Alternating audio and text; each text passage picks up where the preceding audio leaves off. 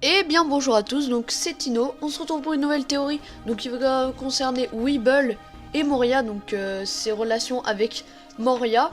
Donc on va commencer tout de suite, on va commencer par récapituler les apparitions de Weeble. On sait qu'il a déjà apparu pour la première fois dans une ville qui était en feu et en ruine, en désordre.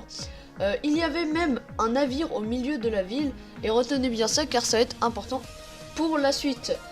Donc, on sait aussi que Weeble veut tuer tous les entre guillemets fils de Barbe Blanche, donc Marco, Vista, tout cela quoi pour les intimes.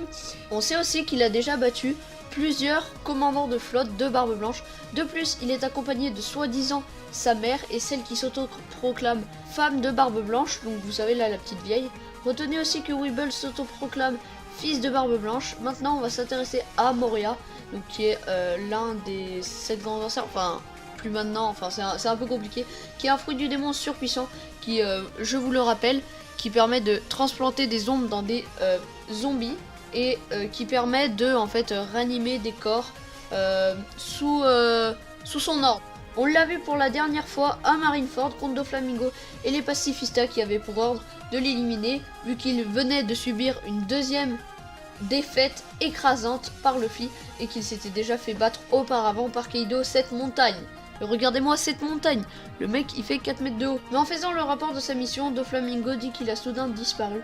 Comme vous l'aurez deviné, je pense à Absalom qui avait touché Moria entre autres et le rendant invisible. Suite à ça, Doflamingo aurait pu penser avec son acquis de l'observation le voir, mais en fait je pense qu'il pense que Moria s'est échappé grâce à son fruit des ombres, et donc je pense qu'il est parti en fait en emmenant l'ombre de Barbe Blanche afin de faire son retour plus tard. Donc plus tard, en gros c'est maintenant, dans les scans avec Weeble et sa mère. Donc observez bien Weeble et vous voyez qu'il a déjà plusieurs cicatrices qui peuvent nous rappeler les zombies de Hogback. Et après l'arc de Thriller Bark, Hogback et Absalom avaient Moria qui était inconscient sur leur bateau. Vous savez, ils ont pris le bateau de secours, ils sont enfuis de Thriller Bark parce que Thriller Bark était en ruine, et ils ont dit qu'ils reformeraient une île pareil que Thriller Bark.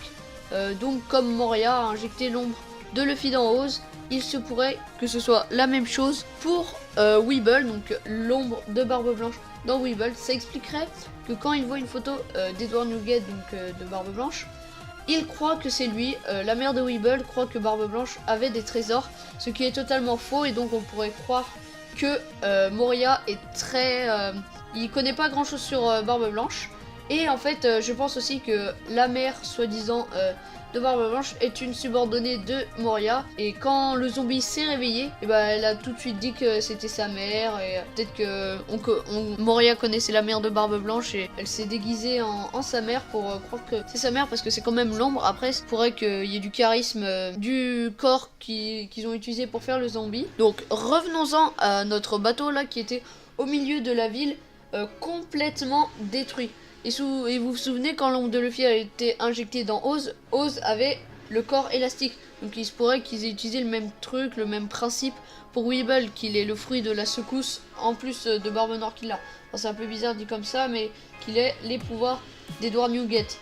Comme il l'avait fait à Marineford en créant des séismes, des tsunamis aussi. Il avait créé de très très grosses tsunamis, si vous vous souvenez. Et aussi il peut faire des ondes sismiques. Donc ce qui pourrait expliquer que la ville est aussi détruite, et ben justement c'est ce que je vous disais juste avant, et comment il aurait pu battre les commandants de flotte, parce que le fruit de Barbe Blanche est vraiment surcheaté. Et il veut tuer Barbe Noire en fait, parce que si vous ne le savez pas, Barbe Noire a tué en gros Edward Newgate, donc pas entièrement, mais la marine l'avait un peu amoché, enfin voilà. Comme le dit ma théorie, Barbe Blanche voulait tuer Teach pour venger Ace, et cette guerre n'aurait pas eu lieu si Teach n'avait pas capturé Ace et était resté chez lui. Donc voilà, donc cette théorie touche à sa fin. Si vous l'avez aimé, n'hésitez pas à mettre un petit like, à vous abonner à la chaîne pour ne plus rien louper. Et puis moi sur ce, je vous dis, écoutez, à la prochaine.